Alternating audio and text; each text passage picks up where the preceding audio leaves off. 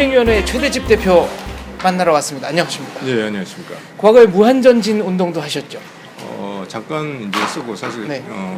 실제 이제 자유개척 청년단 자유개척청년단 활동을 지금 2004년 12, 13년 정도 네. 해오고 있습니다.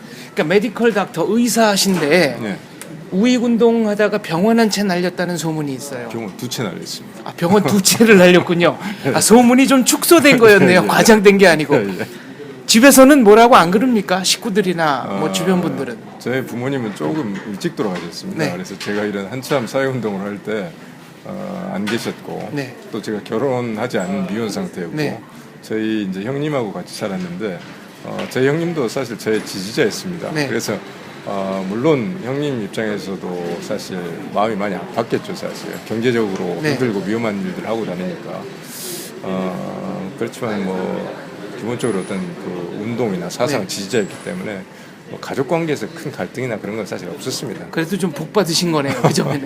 자, 박주신 씨의 그 이른바 뭐라고 불러야 될까요? 대리 신검 사건 아니면 공개 신체 검사 촉구 기자회견? 예. 왜 이거를 조직하게 됐습니까?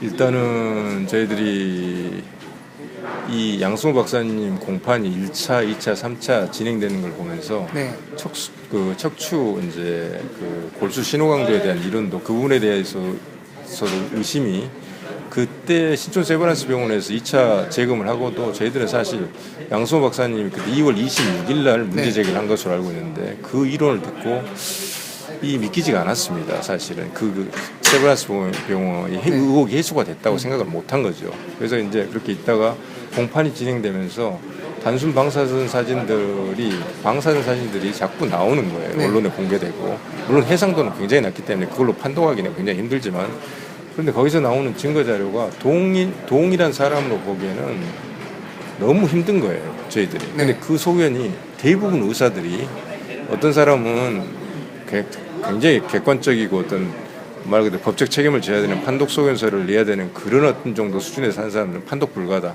왜냐하면 두 사진의 촬영 조건이 너무나 다르고 네. 있기 때문에. 근데 많은 의사들이 이것은 아무리 봐도 동일한 사람으로 보기는 어렵지 않겠느냐 그런 여론이 대부분입니다. 그러니까 오늘 네. 기자회견에서 말한 내용은 의사 최대집의 개인 의견이 아니고 개인 의견이 아니고 전문가들의 의견을 취합한 결과 의료혁신투쟁위원회가 주관을 하고 여러 어떤 어차피 근골격계 질환을 보기 네. 때문에 영상학과, 정형외과, 재활학과, 신경외과, 그 다음에 흉부사진이기 때문에 내과, 또 흉부외과 전문의들까지 소견을 저희들이 다 의견 청취를 해서 그래서 시간이 오래 걸렸습니다. 그래서 그걸 청취한 다음에 여러 가지 의견, 다양한 의견이 있었습니다. 모두 일치된 의견이 있는 게 아니라 여러 가지 의견들이 있었는데 그 중에서 우리가 합의 논의를 거쳐서 이것은 우리가 모두 충분히 수긍할 수 있다.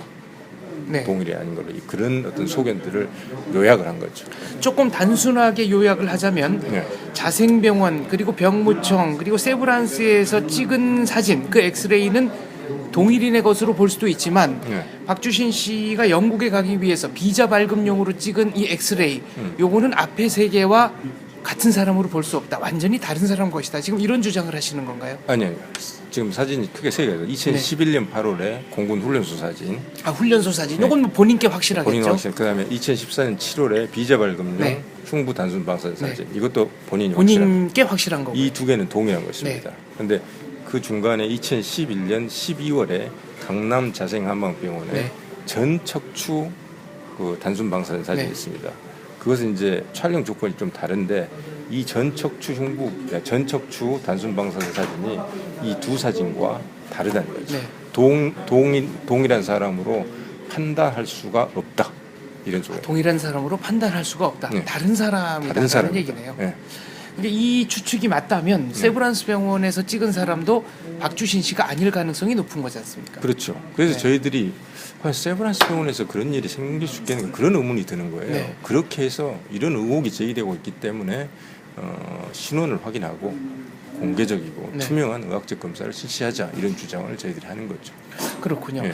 대부분의 의사들의 소견이 그랬다면은 이거는 뭐 전문가들의 의견이 그랬다면 쉽게 좀 무시하거나 그렇죠. 뭐 근거 없다고 얘기할 수는 없는 것 이 같습니다. 문제에 있어서 가장 중요한 것은 다른 문제도 마찬가지입니다. 해당 전문가의 소견이 가장 네. 중요합니다. 그것이 참조가 돼서 어떤 그 다음에 어떤 후속적인 어떤 정책이나 그런 것들이 나와야 되는 것이고, 그래서 저희들이 의료 정책의 문제는 아니지만 이런 중요한 문제에 대해서 사회적 책무다.